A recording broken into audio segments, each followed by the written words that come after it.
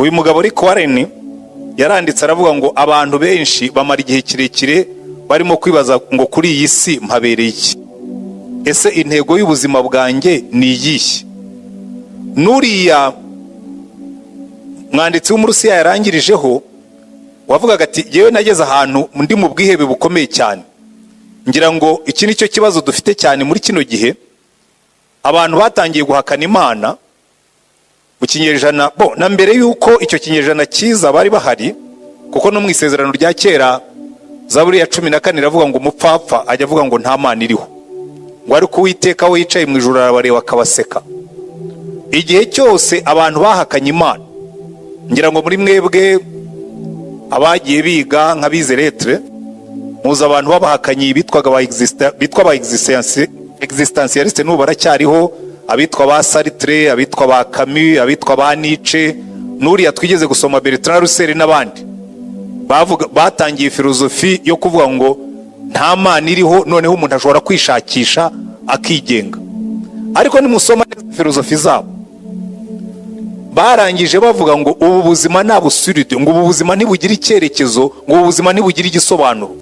Niyo mpamvu uyu mwanditsi w'umurusiya yaranditse aravuga ngo ubwo yari yihebye, ngo yagiye kumva yumva ijwi atazi aho riturutse, yumva amagambo amuje mu mutwe ngo ubuzima budafite Imana ntibushobora kugira agaciro.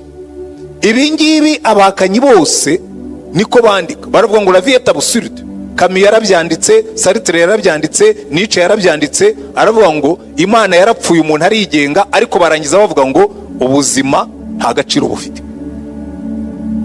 Aha rero ngira ngo niho tugomba gutekereza cyane. Reka nsubire muri makeya mu bitekerezo bigaragara muri kino gice. Icya mbere, Rick Warren atangira avuga ngo ubuzima budafite Imana. Ntabwo waremeye ukora ibyo wishakiye, waremewe kugira ngo ukore ibyo wakuremye yakuremeye. Hanyuma ikintu gikomeye cyane avuga, aravuga ngo abantu benshi bagerageza kwitwaza Imana ngo bagere ku ntego zabo bwite. Ibi ngibi benshi barabikora, bakitwaza Imana nk'abapastori ariko mfite izindi ntego, nk'abo mukristo ariko mfite ibindi nshaka.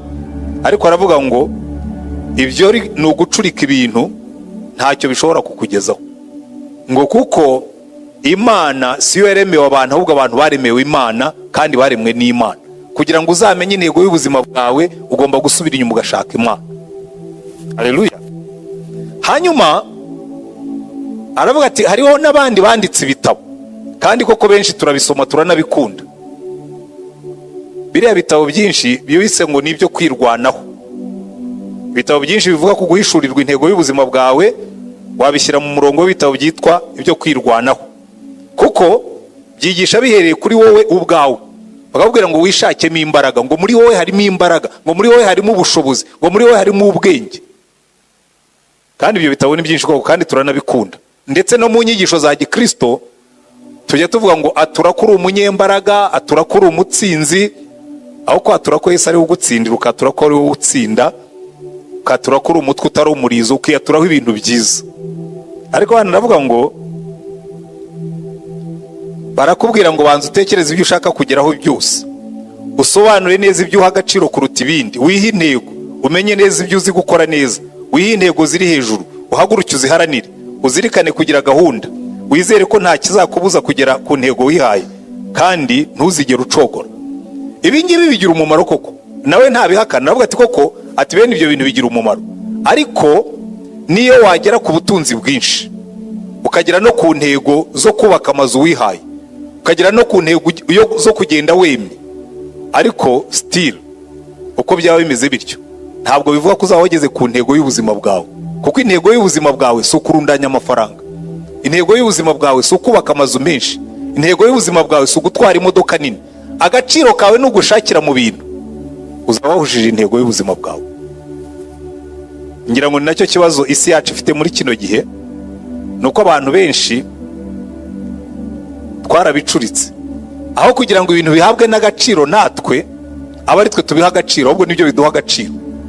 Uwo twita umugabo n'ufite amazu menshi, akagira imodoka nini, akagira amafaranga menshi, ariko nureba mu buzima bw'uwo muntu adafite Imana, uzasanga yuko n'ubundi ubuzima afite buzaba buri mu kajagari. ngira ngo murabibona, ntibisaba no gushakira kuri. Ndimo ndagerageza kubumvisha, Liliane yavuze ngo yarabisomye ngo kumva bitumvikana neza, kandi koko nibyo, kubera yuko kenshi twitiranya intego z'ubuzima bwacu n'ibyo tugeraho. Ibyo tugeraho ntabwo ari intego y'ubuzima bwacu. Iyo nubatse inzu ni intego yego, ariko si intego y'ubuzima bwanjye.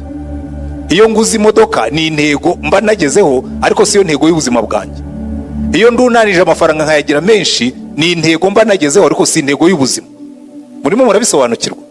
Intego y'ubuzima bwanjye ni ukugera kuri ibyo ngibyo, noneho nkabikoreshereza uwandemye kugira ngo bigire umumaro. Muzitegereze abantu isi ha agaciro, nuko idasubira inyuma ngo inabitekereze. Ntabwo ibaha agaciro kubera ko bafite amafaranga menshi. Bill Gates bamwandika nk'umuntu ufite amafaranga menshi, ariko ikizatuma yibukwa ku isi akaba yabona n'igiciro cya Prix Nobel cyangwa n'ibindi, nibyo azaba yarakoreye isi akoresheje ubutunzi yarundanije. Murabyumva neza? Ntabwo amafaranga menshi ari intego y'ubuzima. Intego y'ubuzima ni ukugira umumaro ukoresheje ibyo wagezeho.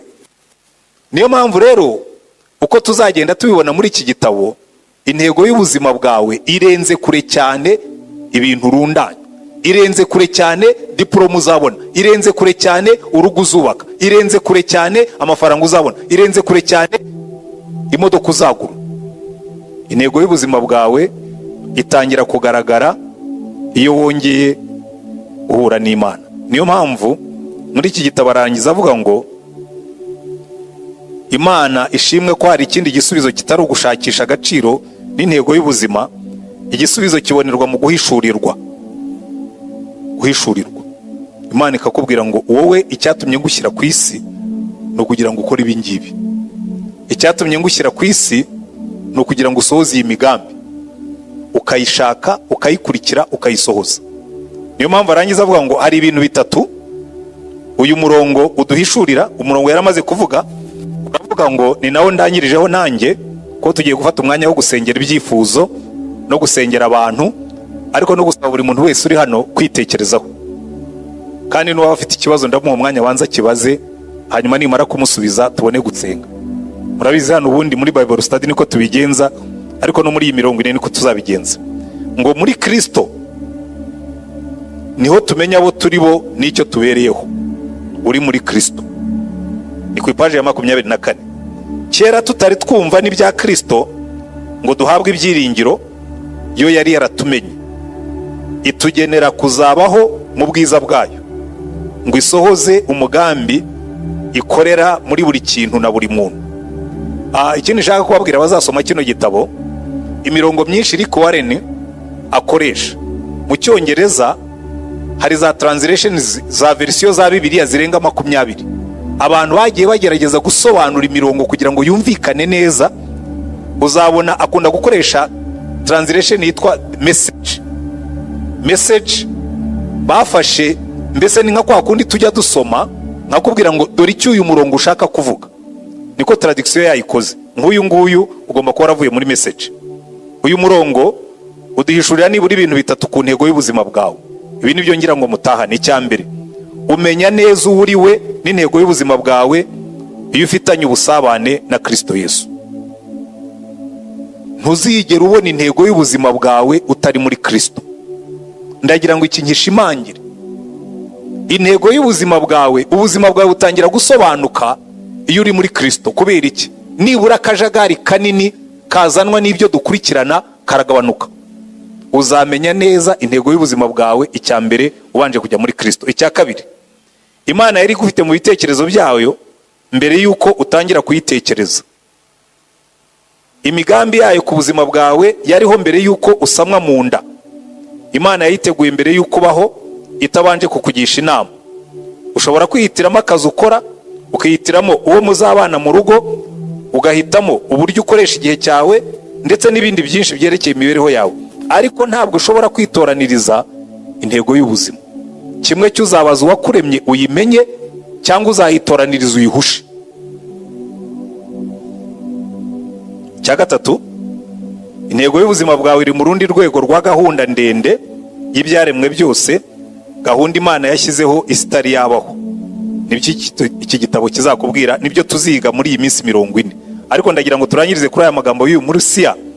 Imana yamubwiye, arandika aravuga ngo ubuzima budafite Imana ntibushobora kugira agaciro. Nicyo ndangirijeho. None ndagira ngo kuri uyu mugoroba utekereze ku buzima bwawe, wibaze iki kibazo, uvuge ngo ariko muri ubu buzima mbereyeho iki? Ariko muri ubu buzima mbeshejweho nande? Ariko muri ubu buzima ndagana he, ndajya he, ndagenda ne? Kuko igihe cyose ubuzima bwawe buzaba budafite Imana ntabwo buzagira agaciro ushaka.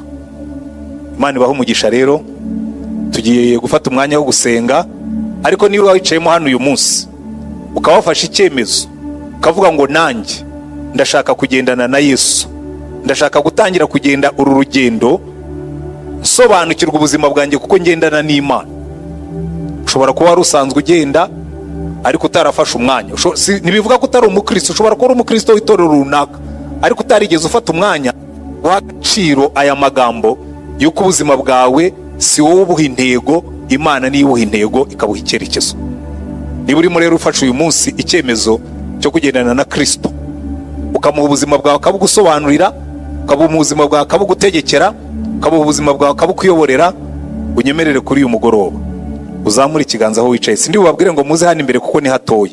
Ubwire Imana ngo Mana, uyu munsi ni uwanjye, ndashaka kugendana nawe, uyobora ubuzima bwanjye, ufate ubukomeze. Kandi niba wicayemo hano, hari abantu baza mu materaniro nk'uko kubera ko yumvaga yihebye nk'uriya Murusiya, akavuga ati numvaga ubuzima bwanjye buri mu bwihebe bwinshi, numvaga ubuzima bwanjye ntacyo bumaze, numvaga icyaba cyiza ari nuko nakwiyahura. Ndenda kukubwira ngo ntabwo Imana yakuremeye kwiyahura, ntabwo Imana yakuremeye kwiheba. Uzamura ikiganza ubwira Imana ngo Mana, take my life, lead it for me. Fata ubuzima bwanjye ubunyoborere. Dusenga Imana.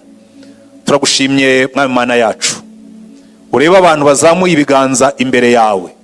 Uriya mugabo Andrei ngo yagendaga ari umuhakanamana kuko yari yarakuriye mu gihugu gihakana Imana.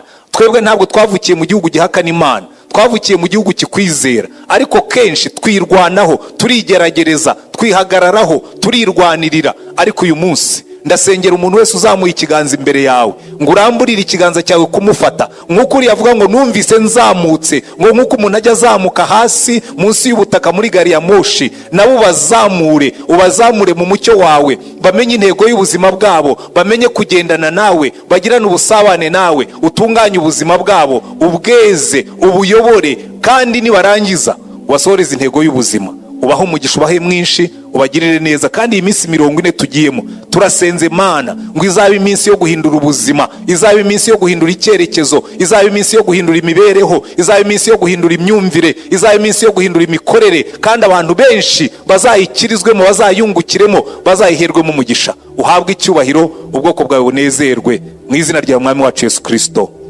Amen. Amen.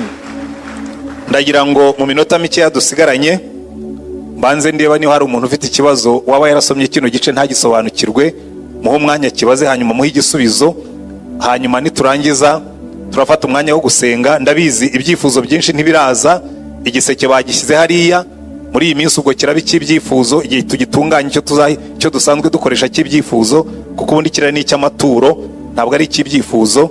Ariko niba wararangije kwandika ibyifuzo byawe, niturangiza gusenga, turangije iteraniro, igihe uri buzuje gutura hano, uranyura mushyiremo icyifuzo cyawe, hanyuma tugisengere. Abajya badukurikira muri diaspora, namwe muzabyohereze kuri WhatsApp cyangwa ubundi buryo musanzwe mubyohereza, nabyo tuzabishyiramo, tujye dukomeza kubisengera. Muri iyi minsi 40 murabizi, uyu munsi twari dufitemo ibyifuzo byari bisanzwemo bimaze mu mwaka. Uyu munsi nagiye ahantu ubu ngubu unyegereye ukampobera, ndahumura nk'igitambo, kuko iyo tugiye gutangira ibigugu ndabanza nkabikuramo, nkongera nkabisengeraho, nkabwira Imana ngo Mana, warakoze gusubiza ibyifuzo byinshi byari birimo hano, ariko niba hariho n'ibisigaye bidashubijwe, ibingibi turabisimbuye, ariko n'ibintu bivemo uzasubiza aba bantu. Nkabyicara iruhande nkabitwika ku buryo nta na kimwe kiguruka, hajya ndeba umwotsi wabyo uzamuka, nkavuga ngo Mana, ibi bizamuke nk'umubabwe mwiza imbere yawe, kandi aba bantu bazabona ibisubizo byabo. Haleluya. Kandi icyo nshimira Imana, ndabizi rwose, mfite ibihamya bidashidikanywa. Hari abantu benshi bashubirijwe muri 40. Hari abarimo hanora bashyizemo ibyifuzo bashubirijwe muri 40, barasubizwa n'abo hanze bajya basubizwa. Imana irabikora, n'ubizabikora. Haleluya. Ahubwo muri iyi minsi tuzajya tunyuzamo nk'ijambo abashubirijwe muri 40 y'ubushize, kugira ngo bitere umwete n'abandi gushyiramo ibyifuzo, kuko Imana yacu dusenga si ikivumvuri. Imana dusenga si igiti. Imana yacu dusenga iravuga, ntabwo ari ikijwangajwanga. Iravuga, irasubiza, ni Imana nzima, ni Imana ikora. Haleluya. Ubwo rero uwanditse icyifuzo, ariko mbasaba ikintu kimwe. Hari igihe mwandika ibyifuzo ku kantu k'agapapuro gatoya, no kugira ngo ngasome bikansaba kujya gushakisha za rupe, cyangwa ubundi nkagafata nkavuga ngo rero Mana, ibi bintu byanshobeye, ariko wabyandika waramurebaga agishyiramo. Mujye mwandika neza mu buryo butomoye, mujye mushaka impapuro, muze mwabiteguye, hanyuma nuza gutura ushyiremo icyifuzo cyawe hariya, garantidi rwose nijye ubibibwiriye, nzajya mbibundikira mbisengere nkufashe. Kandi Imana yaravuze ngo ababiri nibahuza umutima ku kintu kugisengera, ngo Data wo mu ijuru azagikora. Nibura ujye umenya ngo niba nta n'undi urimo kugufasha, nibura pastor aragufasha kugisengera. Amen. Kandi si bya bindi byo gutekinika no kuryarya mubishyiramo hariya ndabisengera tu, kandi si ukubabeshya. Reka rero niba ntawe ufite ikibazo, tugane ku mwanya wo gusengera ibyifuzo. Jado, uje kubaza ikibazo? Kibaze n'abandi bumvugura bo babarije. Murakoze. Nitwa Rwamigo Jean Dodier, je ni inama ngisha. Yego. Araho nasomye ku ipaje ya 25 muri biriya bintu bitatu. Yego. Harahavuga ngo umenya neza uwo uri we n'intego y'ubuzima bwawe iyo ufitanye imibanire na Kristo. Yego. Nagize ikibazo, hari abakristo benshi, yenda nanjye ndimo, nakiriye Kristo muri 93, ariko hari igihe ugeramo hagati ukibaza se ubundi ndi umukristo, tukamera nk'abantu nk'indege idafite busore. Ubundi busore niyo iyobora indege. Hari abakristo benshi ugeramo hagati ugashidikanya, ese ndacyari umukristo ko navukiye se ahantu runaka, nanjye Yesu aranzi. Ukagira ibibazo nk'ibi, ko navutse muri Isaka Musitenzi muri ubu buryo, ese yewe ubu rwose mfite icyerekezo. Ndagira ngo utugire inama ku bakristo bameze batyo, bameze nk'indege idafite busore. Murakoze cyane. Ahubwo ugize neza kubaza iki kibazo. Icyambere, busore yacu irahari. Oya guma hano nkusubize tureba. Busore yacu irahari, kuko Yesu yaje aravuga ngo nige nzira n'ukuri n'ubugingo, ntawe ujya kwa Data ntamujyanye. Ikibazo kirimo rero uvuze, hari igihe koko duca mu gihu. Abagenze mu ndege barabizi, hari igihe indege igenda ikagera ahantu ukabona pe iciye mu gihu, kirabuditse, harimo n'imvura, harimo n'imirabyo, harimo uzi ko burya no mu ndege habamo imikuku, kumva indege iragenda imeze nk'igonga imikuku. Ariko ikintu gituma umuntu yicara bakaguzibwira ngo ziri ku mukanda utuze, nuko uzi ko pilote utwaye iyo ndege azi iyo mujya kandi yarabyigiye. Haleluya. Niyo mpamvu abantu bakubwira ngo ntabwo ubuzima bwawe buzagira icyerekezo udafite pilote, kuko pilote wacu ni Yesu, kandi pilote wacu azi aho tujyanye, kandi pilote wacu ntabwo ayoba. Nubona rero ugeze muri icyo gihe wumva bidasobanutse, aho kugira ngo ukabakabe ushakisha, jya wicara hamwe. Iyo indege igeze aho bidasobanutse, baravuga ngo tugiye kunyura muri turbulence, tugiye kunyura ahantu hari umuyaga, attaché vos ceintures, muzirike imikandara yanyu, ahasigaye akazi mugaharire pilote. Wowe ujye wicara uvuge ngo umva rero Yesu, ndumva ngeze ahantu ntazi icyerekezo, ndumva byanshobeye, ndumva ntazi yonjya, ndumva ntazi yumva, ariko hari ikintu kimwe nzi, wowe aho unjyana urahazi, kandi ndakwizeye kuko wankunze. Yobora ubuzima bwanjye. Simple. Ubikore gutyo, ahasigaye ukurikire, umutegereze, uzajya kubona ubone. Hari igihe indege igenda bakanyura muri izo turbulences, abantu bakiheba, bagahamagara Imana, bagahamagara iyo ku isi n'iyo mu ijuru. Hanyuma hajya kumva ukumva indege isohotsemo, ukabona ahantu harakeye, ukabona biratamurutse, ukabona bimeze neza. Iyo Yesu yafashe vola nuko bigenda. Haleluya. Unyura mu bihu, unyura mu bibunda, unyura mu mvura, unyura mu ariko iyo afashe vola arakubwira ati humura, jyewe no mu mwijima ndareba, kandi ntabwo turi bukora accident kuko jyewe nzaho njya, kandi ibi byose nijye ubitegeka. Haleluya. Nuko bigenda. Obedi nawe ufite ikibazo, barababariza namwe wari bafite ibibazo, n'ejo tuzongera tubaho umwanya wo kubaza ibibazo. Nuko hano twebwe tubikora. Nanjye ikibazo cyanjye ndagikomora kuri ibi bintu bitatu. Kuri kabiri. Yego. Turarangiriza kuri uwo nguwo, ibindi tuzabifata ejo. Kuri B ya kabiri havuga ngo ushobora kwihitiramo akazi ukora, ukihitamo uwo muzubakana urugo, ugahitamo uburyo ukoresha igihe cyawe ndetse n'ibindi byinshi byerekeye imibereho yawe, ariko ntabwo ushobora kwitoraniriza intego y'ubuzima. Yego. Nahoze nibaza ikibazo kuri ibi bintu, ese ibi ngibi umuntu afite ubushobozi muri we bwo kubitoranya ukuyemo intego y'ubuzima? Hanyuma ikindi kijyanye n'icyo, ese intego y'ubuzima ntabwo ifite aho ihuriye niba umuntu ashobora gutoranya mu buzima? Oya, biroroshye kubyumva. Aravuga ngo, atangira aravuga ngo ntabwo waremewe kwishakishiriza. Ushobora kwihitiramo uwo muzabana, ushobora kwihitiramo akazi ukora, ushobora no kwihitiramo aho uba, ariko ntushobora guhitamo intego y'ubuzima bwawe. Ariko biriya bindi nabyo ubundi byagombye kwinjira muri iyo ntego. Iyo byihitiyemo nyine urabikora, rimwe na rimwe bikaguhira, ubundi bikagupfana. Siko bimeze? Niyo mpamvu mu guhitamo intego y'ubuzima bwawe, iyo weguriye Kristo ubuzima bwawe, ategeka ibyumba byose, sibyo? Agategeka akazi ukora, akaguhitiramo uwo muzabana. Iki ngiki rwose ngira ngo abarimo b'abarokore bakuze, abenshi twarongoye twarakijijwe, ukagenda urugendo reka wenda nk'ubuhamya. Jyewe nari narihitiyemo, mbona rwose umukobwa mwiza, ndamubona, ndamukunda, nanjye arankunda, hanyuma ndakizwa. Imana irambwira ngo ariko iriya yari choice yawe, igirayo, mureke agenda arongorwe n'undi, wawe ntabwo yari yaza, kuko Imana yibizi. Kandi iyo nshubije amaso inyuma ngo ndabyumva. Akazi iyo mba nihitiramo, ntabwo mba ndi pastori. Oya, iyo mba nihitiramo, ewe nuno munsi ubu ngubu nihitiyemo, ntabwo mwambona hano, ntabwo narari Remera, nubwo nshaje buriya. Ariko ureba aho bitandukaniye, aho nzagira umumaro cyane, aho nzagira umunezero cyane, ni igihe nzaba mpagaze mu muhamagaro, mpagaze mu ntego Imana yari ifite indimo.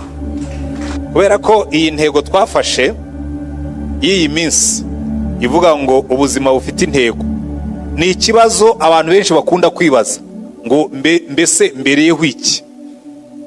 Ese none naba ntari mu mugambi w'Imana nkazarata ijuru? Reka rero mbabwire ikintu gikomeye.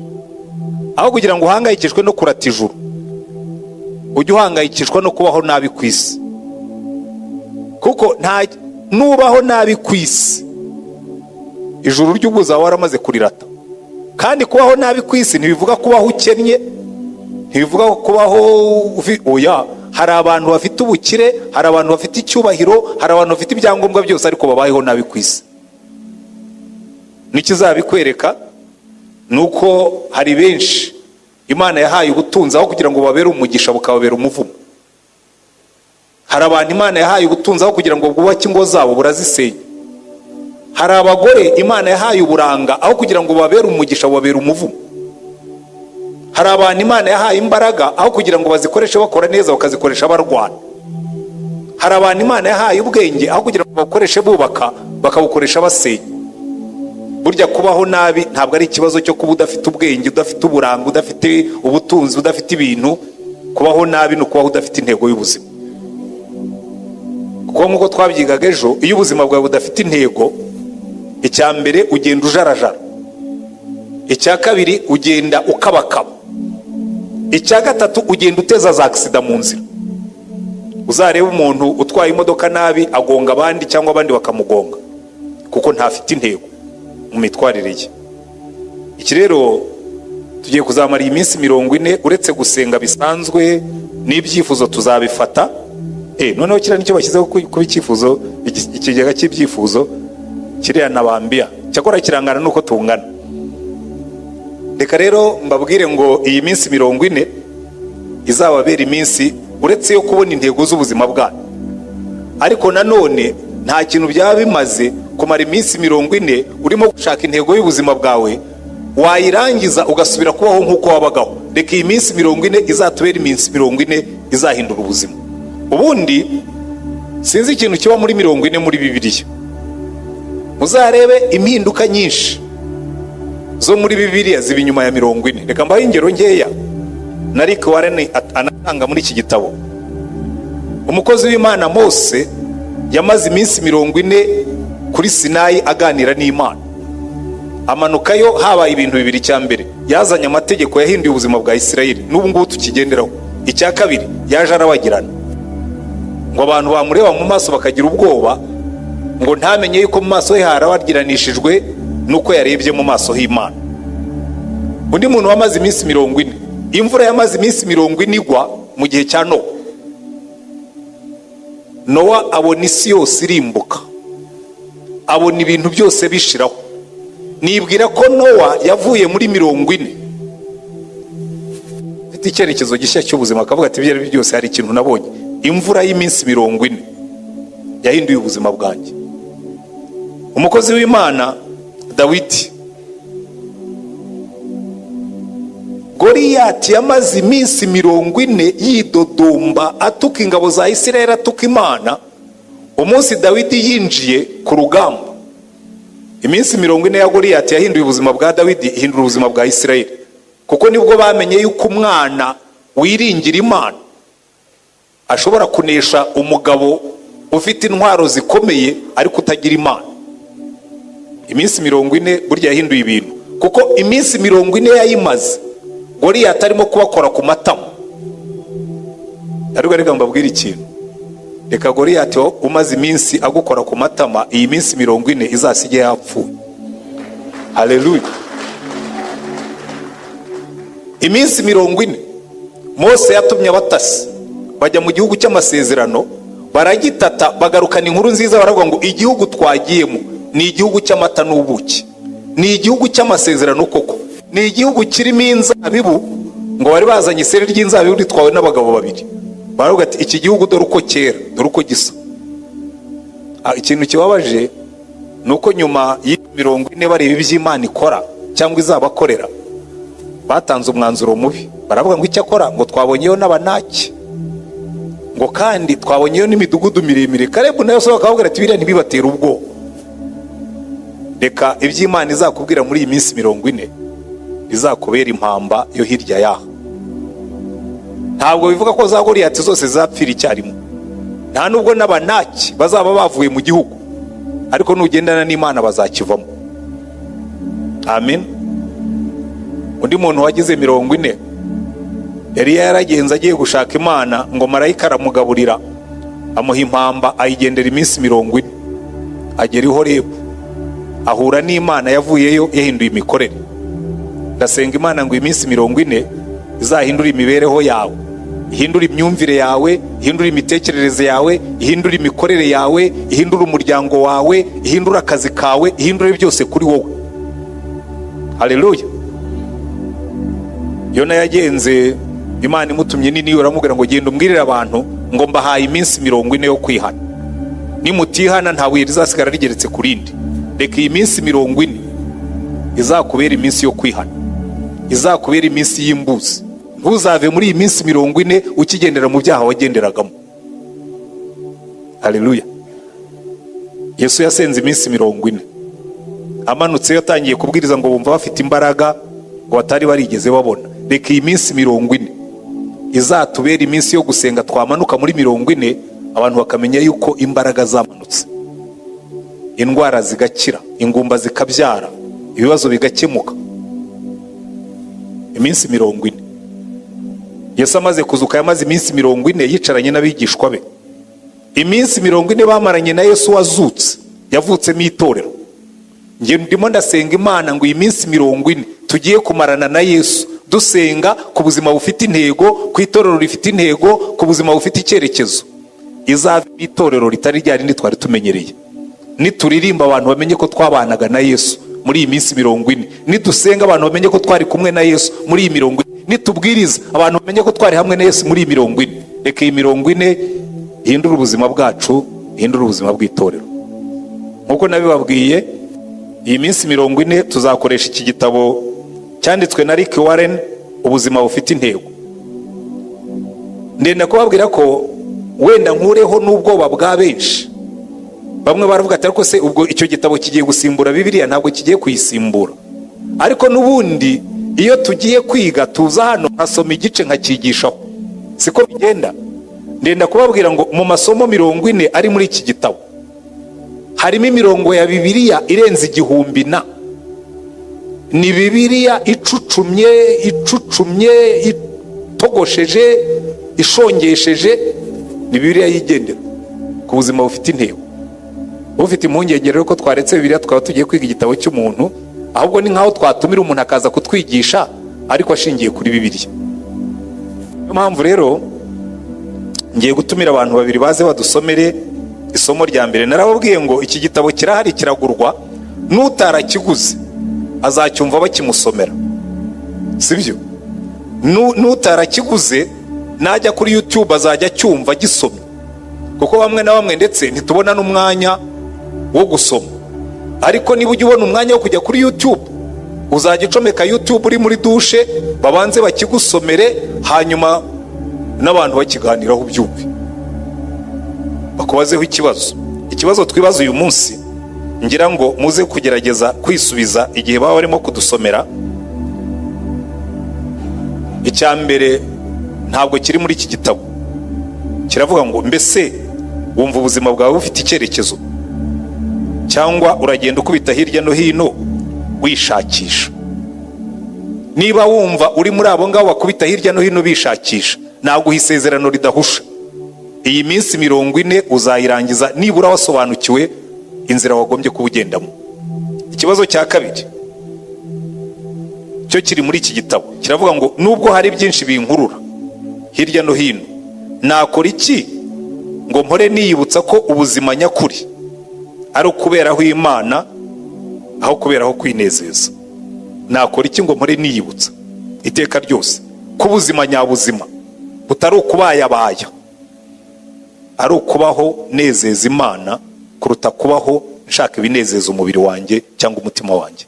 Reka rero nsabe Maharariyeri we na Mariyeti nibo badusomera uyu munsi, baze uko babiteguye badusomere isomo rya mbere rivuga ngo mbere na mbere Imana. Iryo somo ritangira, abafite ibitabo, ku ipaji ya 19, mbere na mbere Imana. Ritangira rivuga ngo kuko ibintu byose hadasigaye na kimwe, ari ibyo mu ijuru cyangwa ibyo mu isi, ibiboneka n'ibitaboneka, buri kintu cyaremwe nawe, kandi muri we niho bibonera ibisobanuro. Abakolosayi igice cya mbere umurongo wa 16. Hanyuma harimo amagambo yavuzwe n'umuntu w'umuhanga witwa Bertrand Russell, w'umuhakanyi. Yari umuhakanyi. Bertrand Russell abamuzi, twaramwize muri filozofi. Yari umuhakanyi. Aravuga ngo uretse wemeye ko hariho Imana, ubundi kwibaza intego y'ubuzima ntacyo byakugezaho.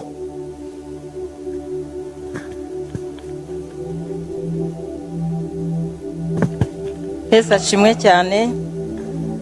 Muri iki gitabo cy'ubuzima bufite intego, uyu munsi turatangira ku ipaje ya mbere, ku gice cya mbere, paje ya 19. Nabonye harimo abantu benshi bamaze kubibona, abatabifite ubwo baratega amatwi. Kuko ibintu byose adasigaye na kimwe, ari ibyo mu ijuru cyangwa ibyo mu isi, ibiboneka n'ibitaboneka, buri kintu cyaremwe nawe, kandi muri we niho bibonera ibisobanuro. Uretse wemeye ko hariho Imana, ubundi kwibaza intego y'ubuzima ntacyo byakugezaho.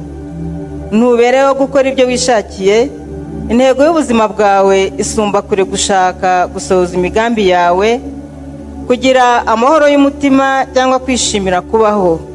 Isumba kure umuryango wawe, umurimo ukora cyangwa ibyifuzo byawe n'ibyo wimirije imbere byose. Niba ushaka kumenya icyatumye uri ku isi, ugomba gutangirira ku Mana wavutse kuko yabigambiriye, kandi uvuka ngo usohoze imigambi yayo.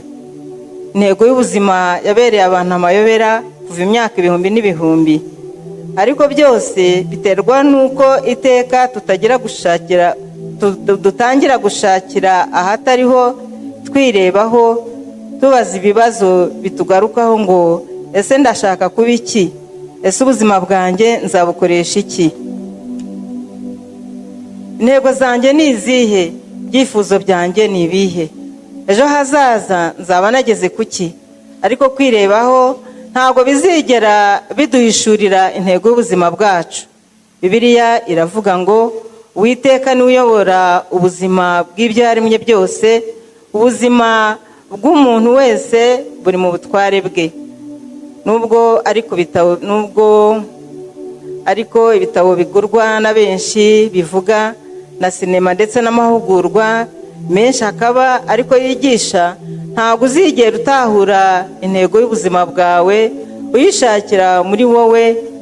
Kenshi twagiye tubigerageza, kuko atari wowe wiremye, ntushobora kwisobanurira icyo waremewe. Nguhereje igikoresho gihimbwe vuba utigeze ubona na rimwe, ntabwo wakwisobanurira icyo cyakorewe, kandi nacyo nticyashobora kukubwira icyo cyakorewe. Umuhanzi wacyo cyangwa igitabo gisobanura imikorere yacyo nibyo bishobora kukubwira icyo cyagenewe gukora. Nigeze kuyobera aho nari nagiye gutembera mu misozi, mpagaze ngo nyoboze inzira ingeze aho twari dukambitse.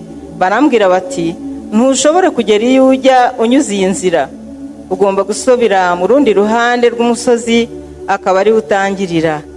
Ni muri ubwo buryo namwe utazigera uhishurirwa intego y'ubuzima bwawe uyishakamo. Ugomba gutangirira ku Mana, umuremyi wawe. Uriho kuko Imana ishaka kubaho, waremwe n'Imana kandi uremerwa Imana, kandi igihe cyose uzaba utarasobanukirwa ibyo ngibyo, nta buzima bwawe buzasobanuka. Mu Mana honyine niho tumenyera neza inkomoko yacu, icyo turi cyo, icyo tumaze, intego yacu, agaciro kacu, ndetse n'iyo tugana. Izindi nzira zose ntaho zizatugeza. Abantu benshi bagerageza kwitwaza Imana ngo bagere ku ntego zabo bwite, ariko ibyo ni ugucurika ibintu kandi ntacyo bizabagezaho. Waremewe Imana, ntabwo Imana ariyo yaremewe abantu. Kandi intego y'ubuzima ni ukureka Imana ikagukoresha gusohoza imigambi yayo. Si wowe ugomba kuyikoresha gusohoza imigambi yawe. Bibiliya iravuga ngo guhora uhanze amaso kuri wowe ubwawe ni nko gufata inzira itagira aho ikujyana, ariko gutumbira Imana bidukura mu mfunganwa bikadushyira ahagutse, bizana umudendezo. Nasomye ibitabo byinshi bivuga ku guhishurirwa intego y'ubuzima bwanjye. Byose wabishyira mu murongo w'ibitabo byigisha kwirwanaho, kuko byigisha bihereye kuri wowe ubwawe. Bene ibyo bitabo byo kwirwanaho, kabone n'iyo byaba byitwa ibya gikirisitu, usanga kenshi bikurikira intambwe zisa zikujyana mu kubona intego y'ubuzima bwawe. Birakubwira ngo banza utekereze ibyo ushaka kugeraho byose, usobanure neza ibyo uha agaciro kuruta ibindi, wihe intego, umenye neza ibyo uzi gukora neza, wihe intego ziri hejuru, uhaguruke uziharanire. Uzirikane kugira gahunda, wizere ko nta kizakubuza kugera ku ntego wihaye, kandi ntuzigere ucogora. Simpakana ko bene izo nama zigeza abantu kuri byinshi. Intego yose bihaye mu buzima ushobora kuyigeraho uramutse uyishyizeho umutima wawe wose, ariko kugera kuri byinshi no gusohoza intego z'ubuzima bwawe ntabwo ari kumwe. Ushobora gusohoza intego zose wihaye ukaba ikirangirire kimenywa na bose mu maso y'isi, nyamara ukaba utarashoje intego Imana yari ifite ikurema. Ukeneye rero inama zisumba izo zo kwirwanaho. Bibiliya iravuga ngo kwirwanaho ntacyo bimaze, kwitanga nk'igitambo niyo nzira yonyine, niyo nzira yanjye yo kubona ubugingo nyakuri. Iki gitabo ntabwo kiri mu urwo rwego rw'ibitabo byigisha kwirwanaho. Ntabwo ari igitabo kizakwigisha uburyo bwo guhitamo akazi keza, cyangwa uburyo bwo gusohoza inzozi zawe, cyangwa uburyo bwo gutegura ubuzima bwawe. Ntabwo kizakwigisha amayeri yo gutsindagira imirimo myinshi muri gahunda imaze kubana myinshi. Ibiramambu kizakwigisha uburyo bwo gukora bike mu buzima, wita cyane ku by'ingenzi biruta ibindi. Ni igitabo kiguhugurira kuba icyo Imana yakuremeye kuba cyo. Wahishurirwa ute rero intego Imana yari ifite ikurema? Ufite uburyo bubiri gusa bwo guhitamo. Bumwe muri bwo ni ugushakisha nk'ukora ubufindo. Icyo ni cyo abantu benshi bahitamo, baracishiriza, bagafora, bakajya mu mpaka. Iyo abantu bavuga ngo njye numvaga ko ubuzima ari ukugira gutya cyangwa kuriya, baba bashaka kuvuga ngo ibyo byo nagerageje gukekeranya ntacyo nsize inyuma. Imyaka ibihumbi n'ibihumbi abahanga mu gutekereza bagiye impaka ndetse bagerageza gushaka ibisobanuro by'ubuzima. Ubuhanga mu gutekereza ni ngombwa kandi bifite umumaro wabyo, ariko iyo bigeze ku gutahura intego z'ubuzima, n'abahanga baminuje baba bashakisha. Dogiteri Hugh Moorhead, umwarimu mu buhanga mu gutekereza muri kaminuza ya Illinois y'Amajyaruguru, yigeze kwandikira abanyabwenge barimo abahanga mu gutekereza, abashakashatsi, abanditsi n'abandi bantu b'intiti. Arababaza ati, mubona intego y'ubuzima ari iyihe? Nyuma aza kwandika mu gitabo ibisubizo bagiye bamuha. Bamwe bari bagerageje gucishiriza uko babyumva, abandi bamwemerera ko ubundi batari barigeze babitekerezaho, ariko ko bahimbye igisubizo ubuzima bakabuha intego. Abandi bamubwiza ukuri ko nta gisubizo bafite. Benshi muri abo banyabwenge bashyizeho akarusho ko gusaba Moorhead kubandikira abasubiza, akababwira niba yarashoboye kubona intego y'ubuzima. Imana ishimwe ko hari ikindi gisubizo kitari ugushakisha agaciro k'intego y'ubuzima. Igisubizo kibonerwa mu guhishurirwa dushobora gushakira mu byo Imana yavuze ku buzima mu ijambo ryayo. Uburyo bworoshye bwo kumenya umumaro w'ikintu ni ukubaza uwagihanze. Ni nako byagombye kugenda ku buzima bwawe. Niba ushaka kumenya intego yabwo, baza Imana. Ntabwo Imana yadushyize mu rujijo n'umwijima ngo duhore twibaza kandi dushakisha. Imana yahishuye neza intego 5 z'ubuzima bwacu ikoresheje Bibiliya. Icyo gitabo cy'uwaduhanze gisobanura neza icyo tubereyeho, uko ubuzima bukora, ibyo tugomba kwirinda n'ibyo tugomba gutekereza biri imbere hazaza. Bibiliya isobanura neza ibyo bya bitabo byigisha kwirwanaho cyangwa n'ibindi by'abahanga bitashobora kudusobanurira. Bibiliya iravuga ngo ubwiru bw'Imana bugera imbere mu migambi yayo, ntabwo buduhishurira iby'iki gihe gusa, butubwira n'ibyahise, iby'Imana yashyiriyeho imbere y'ibihe kuzaduhesha ubwiza buruta ubundi. Ntabwo Imana ari itangiriro ry'ubuzima bwawe gusa, ni nayo soko yabwo. Kugira ngo ushobore kumenya umugambi w'ubuzima bwawe, ugomba guhindukirira ijambo ry'Imana aho gushakira mu bwenge bw'isi. Ugomba kubaka ubuzima bwawe ku mahame adakuka y'ibihe byose, aho kwishingikiriza ku buhanga bw'abanyabwenge cyangwa kwiteramo ibitekerezo byiza cyangwa inkuru zo kwirema umutima. Bibiliya itubwira neza ngo muri Kristo niho tumenya abo turi bo n'icyo tubereyeho. Kera tutari twumva ibya Kristo, ngo duhabwe ibyiringiro yari yaratumenye itugenera kuzabaho mu bwiza, ngo isohoze imigambi ikorera muri buri kintu na buri muntu. Uyu murongo uduhishurira nibura ibintu bitatu ku ntego z'ubuzima bwawe. Icya mbere, umenya neza uwo uri we n'intego y'ubuzima bwawe.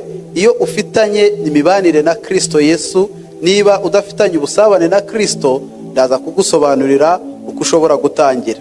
Ya kabiri, Imana yari igufite mu bitekerezo byayo mbere y'uko utangira kuyitekereza. Imigambi yayo ku buzima bwawe yariho mbere y'uko usamwa mu nda. Imana yayiteguye mbere y'uko ubaho itabanje kukugisha inama. Ushobora kwihitiramo akazi ukora, ukihitiramo uwo muzubakana urugo, ukihitiramo uburyo ukoresha igihe cyawe, ndetse n'ibindi byinshi byerekeye imibereho yawe, ariko ntabwo ushobora kwitoraniriza intego y'ubuzima bwawe. Ya gatatu, intego y'ubuzima bwawe iri mu rundi rwego rwa gahunda ndende y'ibyaremwe byose, gahunda Imana yashyizeho isitari yabaho. Nibyo iki gitabo kikubwira. Umwanditsi w'umurusiya Andrew Bitov yakuriye mu butegetsi bwa gikomunisite bwahakanaga Imana, ariko umunsi umwe ubwo yari yihebye, Imana iramwihishurira. Yanditse ngo, ubwo nari maze kugira imyaka 27, ubwo nari muri gari ya moshi inyura mu butaka, metro ya Leningrad, ubu ariho hitwa St Petersburg, nafashwe n'ubwihebe burenze urugero, ku buryo numvaga ntinye ko ubuzima bwanjye burangiye. Nta kwizera ejo hazaza, nta kwizera kumva mfite agaciro. Ngiye kumva ntaza aho biturutse, numva amagambo anje mu mutwe ngo ubuzima budafite Imana ntibushobora kugira agaciro. Uko nagatangaye, ntangira kugenda nsubizira muri ayo magambo. Numva ayo magambo ampindukiye nk'urwego ruzamura abantu muri gari ya moshi rubajyana hanze. Nyazamukiraho mpita ninjira mu mucyo w'Imana. Nawe ushobora kuba wumvaga uri mu mwijima mwinshi, utazi intego y'ubuzima bwawe. Ishime unezerwe kuko uri hafi yo kwinjira mu mucyo. Amen. Amen. Reka mbanze ndebe hano, hari abantu bigeze gusoma, baba basomye uyu munsi, wenda baguze iki gitabo bakaba basomye chapitre ya mbere. Ndashakamo abantu nibura 4, abantu 4 baba basomye chapitre, cyangwa bamaze kumva basoma akavuga ati ndumva hari ikintu muri jewe kigize gutya. Ndashaka abantu 4 bansange hano, ko ndashaka kugira ikintu mbabaza nkuko tujya tubikora muri Bible study. Ndashaka abantu 4. Uwa mbere yahageze, abantu 4 munsange hano. Hanyuma abafite ibibazo bashaka kubazaho nabo mube mubitegura, ko niko turi bubikore muri iyi minota iri imbere. Yego, ugize neza. Ndashaka n'umudamu umwe. Uyu ni umukobwa ndamuzi, uyu ni umugabo. Ndashaka n'umudamu. Madamu nta wigeze asoma uyu munsi, nta wari watangira cyangwa wumvise uyu munsi hari icyo aya magambo amubwiye.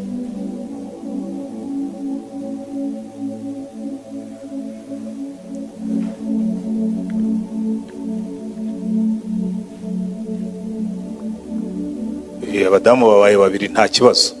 Ndabona nundi nawe ngwino nta kibazo. Wahagurutse wese nazi. Ndagira ngo buri muntu mpereye kuri Rukwatage, urazajya wivuga, uvuga ikintu wumva rwose wavanyemo cyangwa wavanyemo kigahindura ubuzima bwawe cyangwa kikaguha icyerekezo ubuzima bwawe.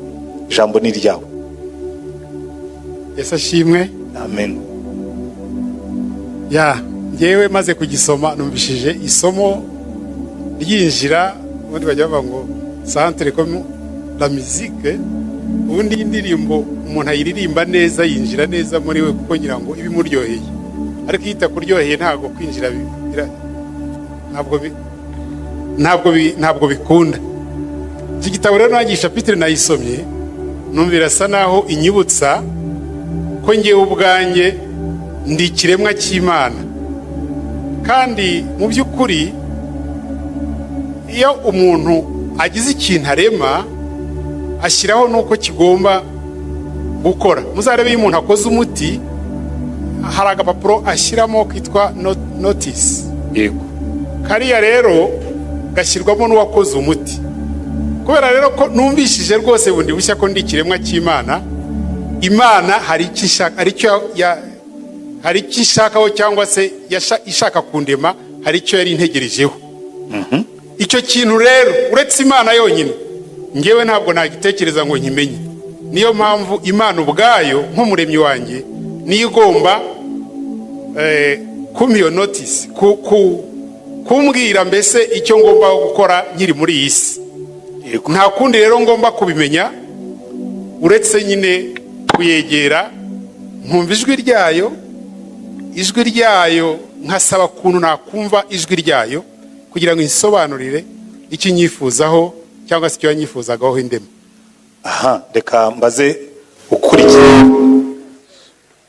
ukurikiyeho mwirinde kujya muri linye y'iyi hoparleur. Haleluya. Nitwa Umutoni Liliane. ugerageze kuzamurirweho gatoya n'abandi mwajiste sound. Liliane. Nitwa Umutoni Liliane. Ngewe ikintu nasomye muri kino gitabo nkakuramo nk'isomo nuko namenye yuko mbere ababyeyi banjye bataratekereza kumbyara cyangwa se kuntwita nari mu mugambi w'Imana. Nasobanukiwe rero ko ikintu cyose kimbaho muri ubu buzima ni umugambi w'Imana ku buzima bwanjye, kandi namenye neza yuko ibindi bintu byose nshobora kubyihitiramo bigakunda, ariko ntago nahitamo intego y'ubuzima bwanjye ntashobojwe n'Imana. Murakoze. Amen. Oya bawureje wowe reka nkutindeho gatoya. Wowe uri umwana mutoya w'umukobwa w'inkumi, sibyo? Ubundi usoma iki gitabo wumvaga ushakamo iki? Nkisoma bwa mbere nabanje kugisoma, ntabwo ari uyu munsi nagisomye gusa. Nkisoma numvaga mfite amatsiko yo kumenya ubuzima bufite intego ukuntu buba bumeze. Nkisoma rero ndimo gushaka igisubizo cyabyo. Usoma ushaka igisubizo cyabyo, warakibonye cyangwa warakibuze? Byaranjijishije, ntabwo namenye. Byarakujijije?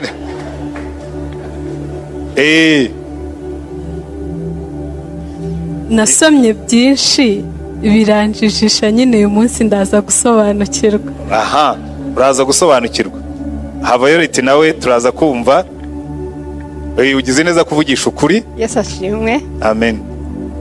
Iki gitabo ngisomye inshuro zirenga enye, kuba nabanje kugisoma mu English, ndagisoma ndakirangiza, ndongera ngisoma igihe mwakizanaga kuko ntabwo ari ubwo bwa mbere mukizana, ndongera ndagisoma ndakirangiza, noneho nza kugisoma mu Kinyarwanda.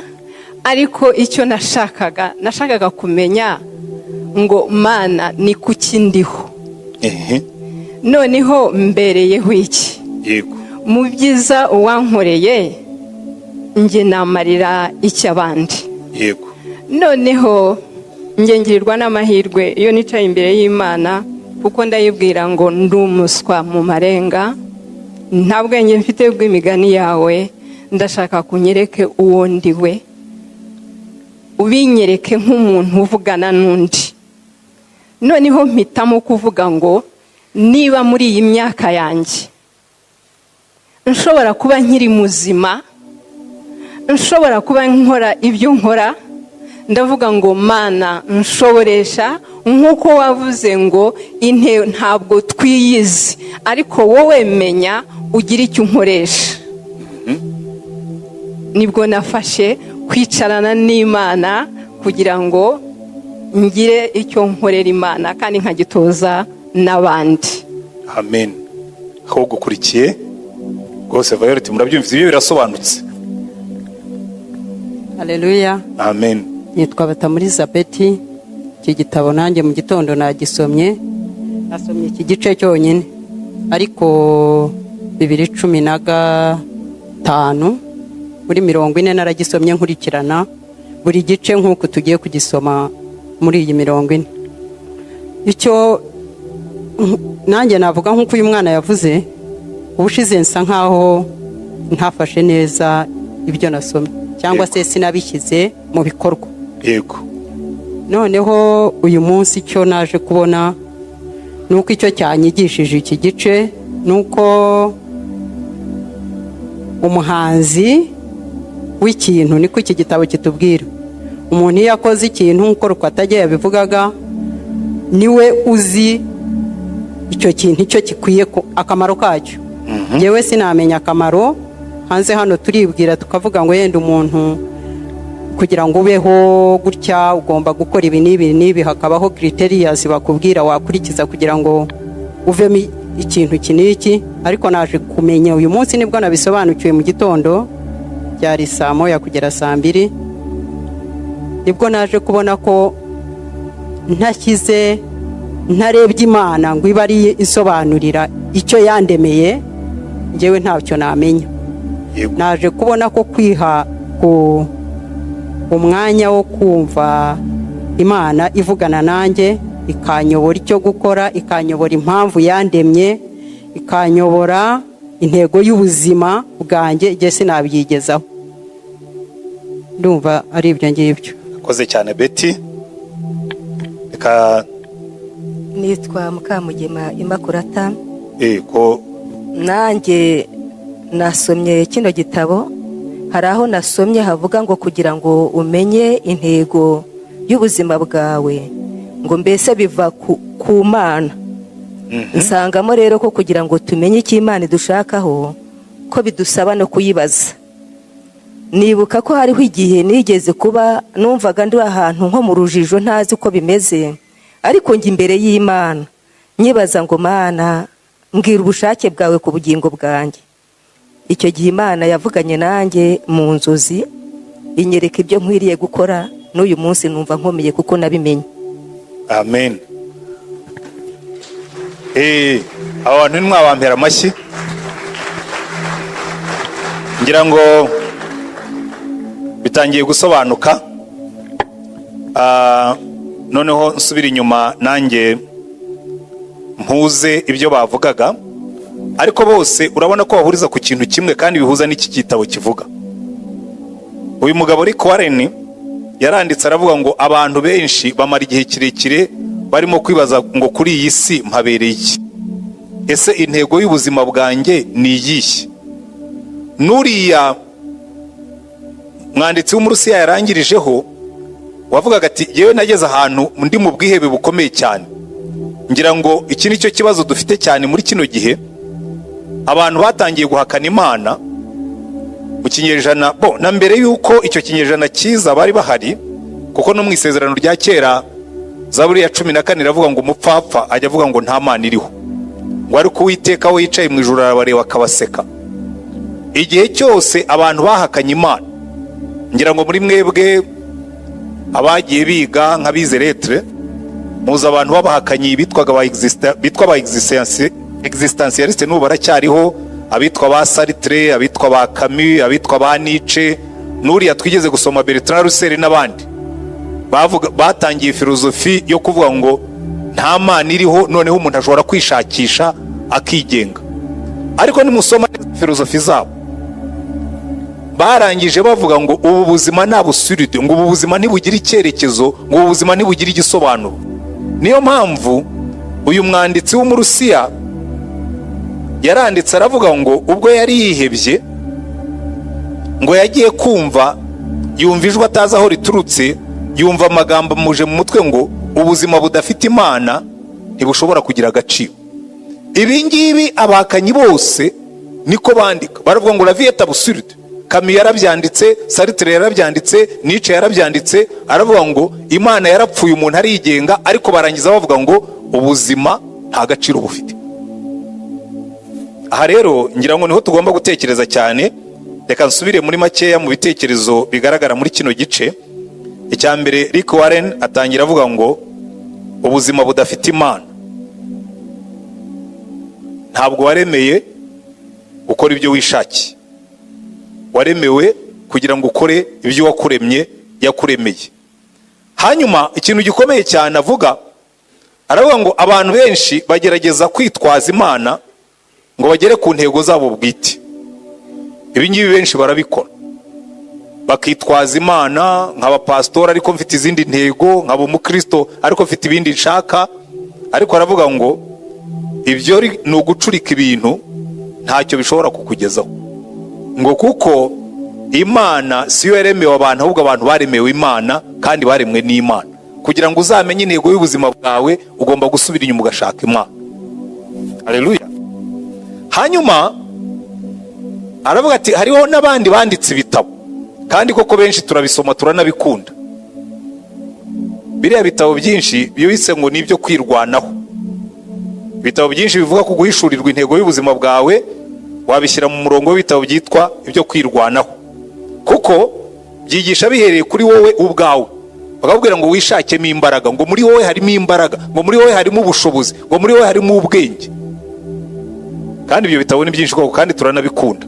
Ndetse no mu nyigisho za Gikristo tujya tuvuga ngo atura kuri umunyembaraga, atura kuri umutsinzi, aho kwatura ko Yesu ari ugutsindira, ukatura ko ari wowe utsinda, ukatura kuri umutwe utari umurizo, ukiyaturaho ibintu byiza. Ariko hano ndavuga ngo barakubwira ngo banza utekereze ibyo ushaka kugeraho byose, usobanure neza ibyo uha agaciro kuruta ibindi, wihe intego, umenye neza ibyo uzi gukora neza, wihe intego ziri hejuru, uhaguruke uziharanire, uzirikane kugira gahunda, wizere ko nta kizakubuza kugera ku ntego wihaye, kandi ntuzigere ucogora. Ibi ngibi bigira umumaro koko, nawe ntabihakana. Navuga ati koko ati bene ibyo bintu bigira umumaro, ariko niyo wagera ku butunzi bwinshi, ukagera no ku ntego zo kubaka amazu wihaye, ukagera no ku ntego zo kugenda wemye, ariko still uko byaba bimeze bityo ntabwo bivuga ko uzaba wageze ku ntego y'ubuzima bwawe. Kuko intego y'ubuzima bwawe si ukurundanya amafaranga, intego y'ubuzima bwawe si ukubaka amazu menshi, intego y'ubuzima bwawe si ugutwara imodoka nini. Agaciro kawe n'ugushakira mu bintu, uzaba wahujije intego y'ubuzima bwawe. Ngira ngo ni nacyo kibazo isi yacu ifite muri kino gihe, nuko abantu benshi twarabicuritse. Aho kugira ngo ibintu bihabwe n'agaciro natwe aba ari twe tubiha agaciro, ahubwo nibyo biduha agaciro. Uwo twita umugabo n'ufite amazu menshi, akagira imodoka nini, akagira amafaranga menshi, ariko nureba mu buzima bw'uwo muntu adafite Imana, uzasanga yuko n'ubundi ubuzima afite buzaba buri mu kajagari. Ngira ngo murabibona, ntibisaba no gushakira kuri. Ndimo ndagerageza kubumvisha, Liliane yavuze ngo yarabisomye ngo kumva bitumvikana neza, kandi koko nibyo, kubera yuko kenshi twitiranya intego z'ubuzima bwacu n'ibyo tugeraho. Ibyo tugeraho ntabwo ari intego y'ubuzima bwacu. Iyo nubatse inzu ni intego yego, ariko si intego y'ubuzima bwanjye. Iyo nguze imodoka ni intego mba nagezeho, ariko si yo ntego y'ubuzima bwanjye. Iyo ndunanije amafaranga nkayagira menshi ni intego mba nagezeho, ariko si intego y'ubuzima. Murimo murabisobanukirwa? Intego y'ubuzima bwanjye ni ukugera kuri ibyo ngibyo, noneho nkabikoreshereza uwandemye kugira ngo bigire umumaro. Muzitegereze abantu isi ha agaciro, nuko idasubira inyuma ngo inabitekereze. Ntabwo ibaha agaciro kubera ko bafite amafaranga menshi. Bill Gates bamwandika nk'umuntu ufite amafaranga menshi, ariko ikizatuma yibukwa ku isi akaba yabona n'igiciro cya Prix Nobel cyangwa n'ibindi, nibyo azaba yarakoreye isi akoresheje ubutunzi yarundanije. Murabyumva neza? Ntabwo amafaranga menshi ari intego y'ubuzima. Intego y'ubuzima ni ukugira umumaro ukoresheje ibyo wagezeho. Niyo mpamvu rero uko tuzagenda tubibona muri iki gitabo, intego y'ubuzima bwawe irenze kure cyane ibintu urundanya, irenze kure cyane diploma uzabona, irenze kure cyane urugo uzubaka, irenze kure cyane amafaranga uzabona, irenze kure cyane imodoka uzagura. Intego y'ubuzima bwawe itangira kugaragara iyo wongeye uhura n'Imana. Niyo mpamvu muri iki gitabo arangiza avuga ngo Imana ishimwe ko hari ikindi gisubizo kitari ugushakisha agaciro n'intego y'ubuzima. Igisubizo kibonerwa mu guhishurirwa. Imana ikakubwira ngo wowe icyatumye ngushyira ku isi ni ukugira ngo ukore ibi ngibi. Icyatumye ngushyira ku isi ni ukugira ngo usohoze iyi migambi, ukayishaka, ukayikurikira, ukayisohoza. niyo mpamvu arangiza avuga ngo hari ibintu bitatu uyu murongo uduhishurira. Umurongo yaramaze kuvuga, uravuga ngo ni nawo ndangirijeho nanjye, ko tugiye gufata umwanya wo gusengera ibyifuzo no gusengera abantu, ariko no gusaba buri muntu wese uri hano kwitekerezaho. Kandi n'uwaba afite ikibazo ndamuha umwanya abanza kibaze, hanyuma nimara kumusubiza tubone gusenga. Murabizi hano ubundi muri Bible study niko tubigenza, ariko no muri iyi 40 niko tuzabigenza. Ngo muri Kristo niho tumenya abo turi bo n'icyo tubereyeho. Uri muri Kristo ni ku ipaje ya 24. Kera tutari twumva n'ibya Kristo ngo duhabwe ibyiringiro, yo yari yaratumenye itugenera kuzabaho mu bwiza bwayo, ngo isohoze umugambi ikorera muri buri kintu na buri muntu. Ikindi nshaka kubabwira abazasoma kino gitabo, imirongo myinshi Rick Warren akoresha mu Cyongereza, hari za translations za version za Bibiliya zirenga 20. Abantu bagiye bagerageza gusobanura imirongo kugira ngo yumvikane neza. Uzabona akunda gukoresha translation yitwa message. Bafashe mbese ni nka kwa kundi tujya dusoma nkakubwira ngo dore icyo uyu murongo ushaka kuvuga, niko traduction yayikoze. Nk'uyu nguyu ugomba kuba waravuye muri message. Uyu murongo uduhishurira nibura ibintu bitatu ku ntego y'ubuzima bwawe. Ibi nibyo ngira ngo mutahane. Icyambere, umenya neza uri we n'intego y'ubuzima bwawe iyo ufitanye ubusabane na Kristo Yesu. Ntuzigera ubona intego y'ubuzima bwawe utari muri Kristo. Ndagira ngo iki nkishimangire, intego y'ubuzima bwawe, ubuzima bwawe butangira gusobanuka iyo uri muri Kristo. Kubera iki? Nibura akajagari kanini kazanwa n'ibyo dukurikirana karagabanuka. Uzamenya neza intego y'ubuzima bwawe icyambere ubanje kujya muri Kristo. Icya kabiri, Imana yari gufite mu bitekerezo byayo mbere yuko utangira kuyitekereza. Imigambi yayo ku buzima bwawe yariho mbere yuko usamwa mu nda. Imana yayiteguye mbere yuko ubaho, itabanje kukugisha inama. Ushobora kwihitiramo akazi ukora, ukihitiramo uwo muzabana mu rugo, ugahitamo uburyo ukoresha igihe cyawe ndetse n'ibindi byinshi byerekeye imibereho yawe, ariko ntabwo ushobora kwitoraniriza intego y'ubuzima. Kimwe cyuzabaza uwakuremye uyimenye, cyangwa uzahitoraniriza uyihushe. Cya gatatu, intego y'ubuzima bwawe iri mu rundi rwego rwa gahunda ndende y'ibyaremwe byose, gahunda Imana yashyizeho isitari yabaho. Nibyo iki gitabo kizakubwira, nibyo tuziga muri iyi minsi 40. Ariko ndagira ngo turangirize kuri aya magambo y'uyu Murusiya. Imana yamubwiye, arandika aravuga ngo ubuzima budafite Imana ntibushobora kugira agaciro. Nicyo ndangirijeho. None ndagira ngo kuri uyu mugoroba utekereze ku buzima bwawe, wibaze iki kibazo, uvuge ngo ariko muri ubu buzima mbereyeho iki? Ariko muri ubu buzima mbeshejweho nande? Ariko muri ubu buzima ndagana he, ndajya he, ndagendane? Kuko igihe cyose ubuzima bwawe buzaba budafite Imana ntabwo buzagira agaciro ushaka.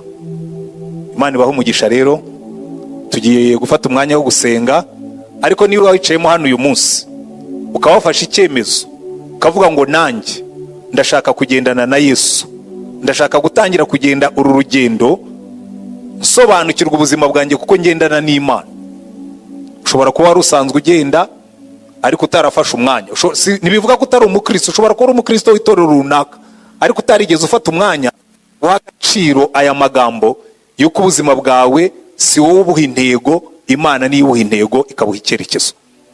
Niba urimo rero ufashe uyu munsi icyemezo cyo kugendana na Kristo, ukamuha ubuzima bwawe akabugusobanurira, ukabuha ubuzima bwawe akabugutegekera, ukabuha ubuzima bwawe akabukuyoborera, unyemerere kuri uyu mugoroba uzamura ikiganza aho wicaye. Sindi bubabwire ngo muze hano imbere kuko ni hatoye.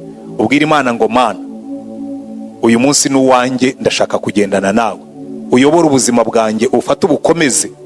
Kandi niba wicayemo hano, hari abantu baza mu materaniro nk'uko kubera ko yumvaga yihebye nkuru ya Murusiya, akavuga ati numvaga ubuzima bwanjye buri mu bwihebe bwinshi, numvaga ubuzima bwanjye ntacyo bumaze, numvaga icyaba cyiza ari nuko nakwiyahura.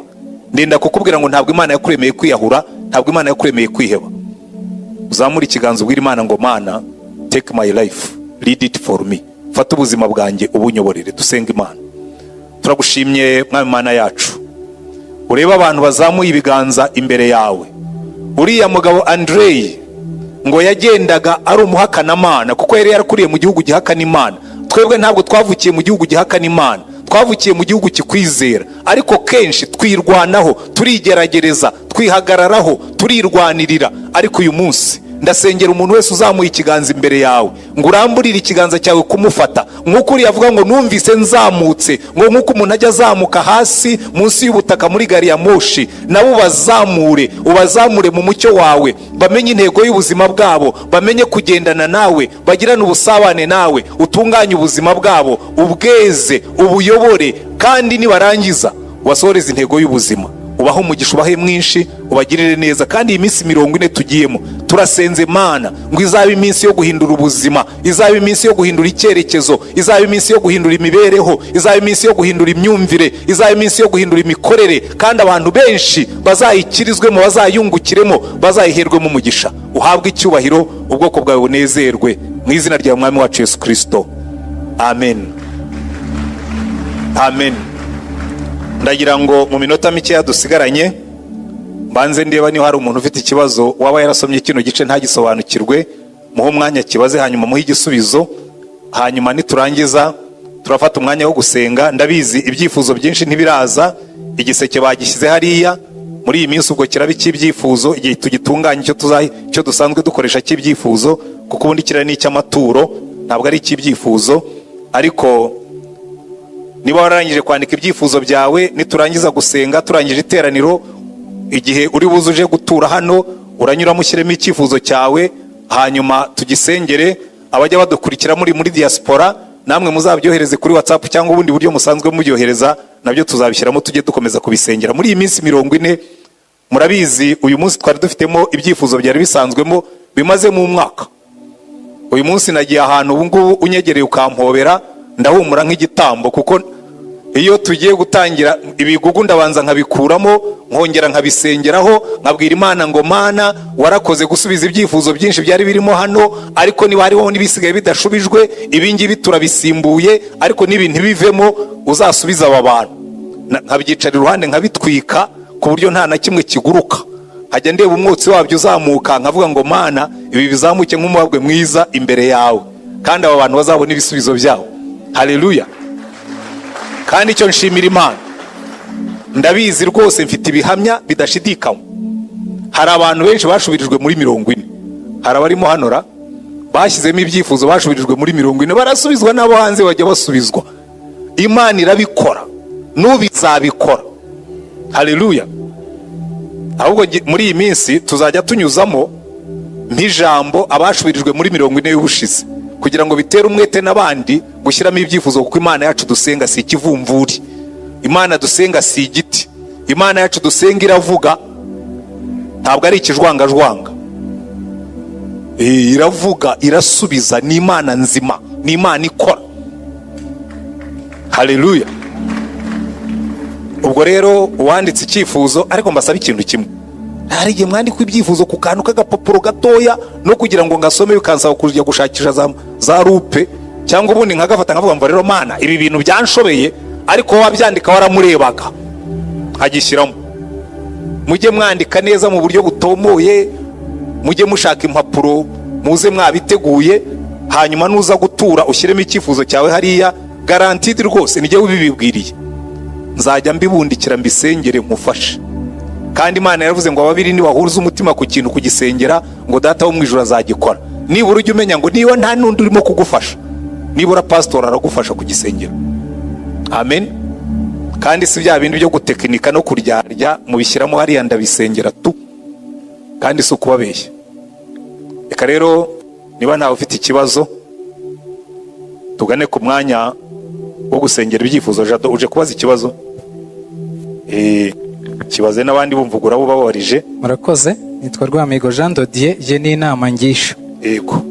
Araho nasomye ku ipaje ya 25 muri biriya bintu bitatu. Yego. Arahavuga ngo umenya neza uwo uriwe n'intego y'ubuzima bwawe iyo ufitanye imibanire na Kristo. Yego. Nagize ikibazo, hari abakristo benshi, enda nanjye ndimo, nakiriye kirisito muri 1993, ariko hari igihe ugeramo hagati ukibaza se ubundi ndi umukristo, tukamera nk'abantu nk'indege idafite busore. Ubundi busore niyo iyobora indege.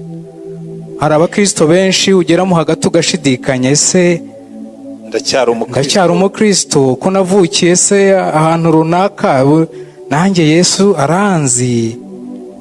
Ukagira ibibazo nk'ibi, ko navutse muri Isaka Musitenzi muri ubu buryo, ese yewe ubu rwose mfite icyerekezo. Ndagira ngo utugire inama ku bakristo bameze batyo, bameze nk'indege idafite busore. Murakoze cyane. Ahubwo ugize neza kubaza iki kibazo. Icya mbere, busore yacu irahari. Oya guma hano nkusubize tureba. Busore yacu irahari kuko Yesu yaje aravuga ngo nige nzira n'ukuri n'ubugingo, ntawe ujya kwa data ntamujyanye. Ikibazo kirimo rero uvuze, ari igihe koko duca mu gihu. Abagenze mu ndege barabizi, hari igihe indege igenda ikagera ahantu ukabona pe iciye mu gihu, kirabuditse, harimo n'imvura, harimo n'imirabyo, harimo uzi ko burya no mu ndege habamo imikuku, kumva indege iragenda imeze nk'igonga imikuku. Ariko ikintu gituma umuntu yicara bakakuzibwira ngo ziri ku mukanda utuze, nuko uzi ko pilote utwaye iyo ndege azi iyo mujya kandi yarabyigiye. Haleluya. Niyo mpamvu hano bakubwira ngo ntabwo ubuzima bwawe buzagira icyerekezo udafite pilote, kuko pilote wacu ni Yesu, kandi pilote wacu azi aho tujyanye, kandi pilote wacu ntabwo ayoba. Nubona rero ugeze muri icyo gihe wumva bidasobanutse, aho kugira ngo ukabakabe ushakisha, jya wicara hamwe. Iyo indege igeze aho bidasobanutse, baravuga ngo tugiye kunyura muri turbulence, tugiye kunyura ahantu hari umuyaga, attaché vos ceintures, muzirike imikandara yanyu, ahasigaye akazi mugaharire pilote. Wowe ujye wicara uvuge ngo umva rero Yesu, ndumva ngeze ahantu ntazi icyerekezo, ndumva byanshobeye, ndumva ntazi yonjya, ndumva ntazi yumva, ariko hari ikintu kimwe nzi, wowe aho unjyana urahazi kandi ndakwizeye kuko wankunze. Yobora ubuzima bwanjye. Simple. Ubikore gutyo, ahasigaye ukurikire, umutegereze, uzajya kubona ubone. Hari igihe indege igenda bakanyura muri izo turbulence, abantu bakiheba, bagahamagara Imana, bagahamagara iyo ku isi n'iyo mu ijuru, hanyuma hajya ukumva indege isohotsemo, ukabona ahantu harakeye, ukabona biratamurutse, ukabona bimeze neza. Iyo Yesu yafashe vola nuko bigenda. Haleluya. Unyura mu bihu, unyura mu bibunda, unyura mu mvura, unyura mu ariko iyo afashe vola arabwira ati humura, jewe no mu mwijima ndareba, kandi ntabwo turi bukora accident kuko jewe nzahonjya, kandi ibi byose nibyo bitegeka. Haleluya. Nuko bigenda. Obedi nawe ufite ikibazo, barababariza namwe bari bafite ibibazo, n'ejo tuzongera tubaho umwanya wo kubaza ibibazo, nuko hano twebwe tubikora. Nanjye ikibazo cyanjye ndagikomora kuri ibi bintu bitatu. Kuri kabiri. Yego. Turarangiriza kuri uwo nguwo, ibindi tuzabifata ejo. Kuri B ya kabiri havuga ngo ushobora kwihitiramo akazi ukora, ukihitamo uwo muzubakana urugo, ugahitamo uburyo ukoresha igihe cyawe ndetse n'ibindi byinshi byerekeye imibereho yawe, ariko ntabwo ushobora kwitoraniriza intego y'ubuzima. Yego. Nahoze nibaza ikibazo kuri ibi bintu, ese ibi ngibi umuntu afite ubushobozi muri we bwo kubitoranya ukuyemo intego y'ubuzima? Hanyuma ikindi kijyanye n'icyo, ese intego y'ubuzima ntabwo ifite aho ihuriye niba umuntu ashobora gutoranya mu buzima? Oya, biroroshye kubyumva. Aravuga ngo, atangira aravuga ngo ntabwo waremewe kwishakishiriza. Ushobora kwihitiramo uwo muzabana, ushobora kwihitiramo akazi ukora, ushobora no kwihitiramo aho uba, ariko ntushobora guhitamo intego y'ubuzima bwawe. Ariko biriya bindi nabyo ubundi byagombye kwinjira muri iyo ntego. Iyo byihitiyemo nyine urabikora, rimwe na rimwe bikaguhira, ubundi bikagupfana. Siko bimeze? Niyo mpamvu mu guhitamo intego y'ubuzima bwawe, iyo weguriye Kristo ubuzima bwawe, ategeka ibyumba byose, sibyo? agategeka akazi ukora, akaguhitiramo uwo muzabana. Iki ngiki rwose ngira ngo abarimo b'abarokore bakuze abenshi twarongoye twarakijijwe, ukagenda urugendo reka wenda nk'ubuhamya. Jewe nari narihitiyemo, mbona rwose umukobwa mwiza, ndamubona ndamukunda, nanjye arankunda, hanyuma ndakizwa, Imana irambwira ngo ariko iriya yari choice yawe, igirayo mureke agenda arongorwe n'undi, wawe ntabwo yari yaza, kuko Imana yibizi. Kandi iyo nshubije amaso inyuma ngo ndabyumva. Akazi iyo mba nihitiramo, ntabwo mba ndi pastori, oya, iyo mba nihitiramo, ewe nuno munsi ubu ngubu nihitiyemo, ntabwo mwambona hano, ntabwo narari Remera, nubwo nshaje buriya. Ariko ureba aho bitandukaniye, aho nzagira umumaro cyane, aho nzagira umunezero cyane, ni igihe nzaba mpagaze mu muhamagaro, mpagaze mu ntego Imana yari ifite indemo. Nkunda kubibwira abantu hano, abantu benshi bashobora kuza bakanyibeshyaho bakagira ngo wenda navamo nka meya mwiza, cyangwa ministre mwiza, cyangwa umukozi wo mu biro mwiza. Atoro jewe unshyize mu biro ukanyicazamo, nkirirwa mu mpapuro nsinya, mu cyumweru kimwe, mu kwezi kumwe wabona nananutse, narwaye surmenage. Ariko niyo nawe ndimo gusamba ngiye gupfa, kandi urute hano hari abantu bashaka kubabwira ubutumwa, nshobora kubanza nkazuka nkaza gupfa ndangije, kuko mu bintu binzura icyo kibamo, kuko buri muntu aba afite ikintu yaremewe. Iyo uhagaze mu muhamagaro wawe niho ugirira umumaro mwinshi. Ariko ushobora kwihitiramo uwo tubana, nkihitiramo ibyo nkora, ubwo mba namisinze target y'Imana. Izo ni intego zanjye, ariko si intego z'ubuzima Imana yaremye. Niho bitandukaniye. Iki gitabo kiraryoshye cyane, gifite title ikomeye, niyo mpamvu ntifuza kumisinga ikintu na kimwe muri cyo. Ntuzamisinge, nanjye ndagutera umwete.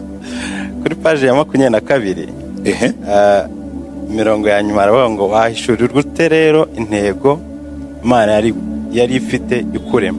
Yego, ampageze navuze ndasubijwe rero. Ufite uburyo bubiri gusa bwo guhitamo, bumwe muri bwo 22 hasi. Bumwe muri bwo ugushakisha nk'ukora ubufindo ukabetinga. Hanyuma uburyo bwa kabiri bwari uguhishurirwa. Yego, guhishurirwa byasobanutse cyane, kuko dushobora gushakisha mu by'Imana yavuze ku buzima mu ijambo ryayo. Ariko ubufindo passage zakurikiyeho ntabwo wazumvise neza, convince neza uburyo ushobora gushaka ubetinga. Cyewe ahubwo nibyo benshi nkuko yabyanditse, nibyo benshi bakora. Uzi ko hari umuntu ujya gutoranya umukobwa, akanaga agapapuro hejuru, kavuga ati ndanaga hejuru, akagwa mbere, araba ari uwo nguwo, kuko arimo arabyina kuguru kumwe, ni Mariya ni Margarita, ni Mariya ni Margarita, ni Mariya ni Margarita. Yageraho akanaga agapapuro hejuru. Ntabwo urumva abajene bakubwira ko yanaza agapapuro hejuru? Ibyo ni ugushakisha, ni ukubetinga. Bazimana igushyireho ibimenyetso simusiga. No muri ibyo ngibyo Imana irabikora. Impamvu rero wenda uvuga uti sinzi icyo utumvisemo, ku wundi birasobanutse, byagucangiye. Guhishurirwa niho hakugoye? Oya, kubetinga nibyo byangoye. Kubetinga ukuntu abantu baba betinga, umva aravuga ngo icyo ni cyo abantu benshi bahitamo, baracishiriza, bagafora, bakajya impaka. Iyo abantu bavuga ngo jye numvaga ko ubuzima ari ukugira gutya cyangwa kuriya, nicyo biba bivuga, barashakisha icyo ahitinze akaba ari icyo ngicyo. Nta kwirirwa Bazimana, nta kwirirwa bitekerezaho cyane. Reka wenda turangiriza aha ngaha, genda wicarire. Nzi neza ko abantu benshi hano bashobora kubwira ko ariko bakora. Abantu benshi bicayemo hano, ni kangahe ujya gukora ikintu, cyane cyane yewe niyo muri ibyo byo gushaka uwo muzabana. Umufaransa umwe yaravuze ngo ikintu kibabaje mu buzima, ngo iyo umuntu agiye kugura inkweto ngo nibura bwarabanza akipima. Ngo ariko abantu bamwe bagiye gushaka abagore cyangwa abagabo, ngo bafate iyo babonye yose. Inkweto yazakurya, tari ku inkweto irandya, irakurya nyine, kubera ko ntiwigeze ubaza, ntiwigeze ugerageza, ntiwigeze utekereza, wabonye ishi itamba gusa urayikurikira. Si uko bigenda se ngo aseka neza hanyuma se yarangiza nijoro akavuga ngo iki?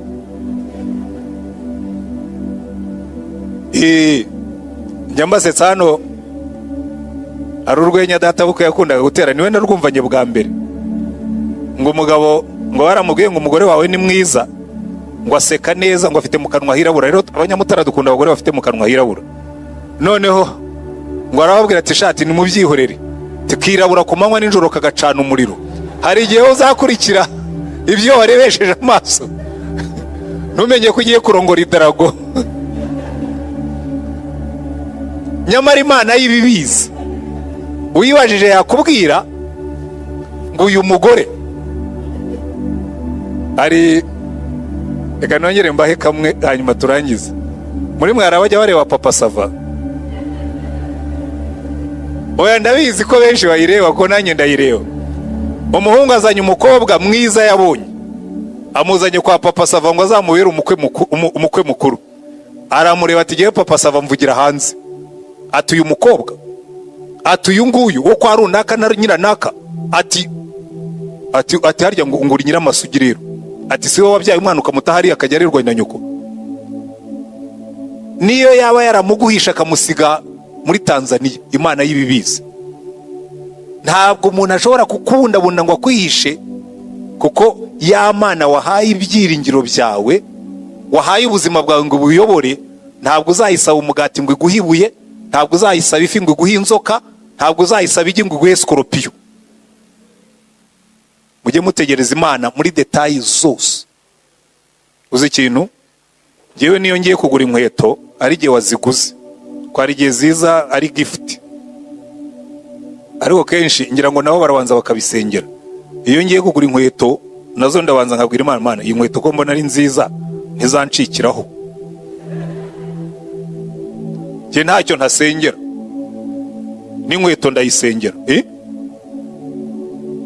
Inkweto reka sha, iyo udashaka kwangiza ugura izaramba cyangwa itazakurya. So reka tugarukiriza aha ngaha, dufate umwanya wo gusenga, two tugiye gusenga. Ejo tuziga chapitre ya 2 y'iki gitabo, iravuga ngo ntabwo uri impanuka. Amen. Ushobora kuba waravutse mu buryo bw'impanuka, ariko ntabwo wowe uri impanuka, kandi Imana ifite umugambi ku buzima bwawe. Ntimuzarate rero. Iki cyumweru cya mbere rwose nicyo kivuga ku gusobanukirwa ubuzima neza. Amen. None buri muntu wese wazanye icyifuzo, niba wamaze kugishyiramo hariya cyangwa ukigifite mu mutima wawe, zamura ikiganza imbere y'Imana, bwira Imana ngo Mana uramburiye amaboko, waha icyifuzo cyanjye. Ko ntabwo turamara kugira ibyifuzo ngo tujye tubisengera mu buryo buri systematike. Ubundi murabizi ndabitondeka: iby'uburwayi, iby'ubugumba, iby'ingo zimeze nabi, iby'ubushomeri, iby'akazi katagenda, iby'amacumbi, iby'ubukode n'ibindi byose. Ariko uyu mugoroba zamura ikiganza cyawe. Umugaragu w'Imana Eli yigeze kubona Ana arimo gusenga, ngo azunguza iminwa aravuga, arangije aravuga ati Imana iguha icyo wasabye. Haleluya. Reka dusenge. Imana turagushimye, Mwami Imana yacu, ibi biganza bizamutse imbere yawe, byinshi muri byo bizamuye ibyifuzo bazanye aha ngaha. Ndasengera umuntu wese waje hano afite icyifuzo cyo kukumenya, afite icyifuzo cyo kukubona, afite icyifuzo cy'agakiza, afite icyifuzo cyo kuva mu byaha. Mu izina ryawe Mwami wacu Yesu Kristo, turacagagura imigozi yose, uyivaneho. Buri muntu wese uri hano akubone, buri muntu wese uri hano agendere mu gakiza kawe, buri muntu wese uri hano agendere mu ntego zawe. Kandi mu izina ryawe Mwami wacu Yesu Kristo, bamwe muri hano bazamuye ibiganza byabo kubera ko baje barwaye, cyangwa bafite abantu babo barwaye, bafite inshuti zabo zirwaye, bafite abavandimwe barwaye, bafite ababyeyi barwaye. Mu izina ryawe Mwami wacu Yesu Kristo, tubatuyeho gukira. Rambura cya kiganza cyawe, kimwe cyajyaga gihumura impumyi kikazura n'abapfuye. Uyu mugoroba ukore igitangaza Mana, ukiza abarwayi kandi urangiza usubiza imbaraga mu bananiwe.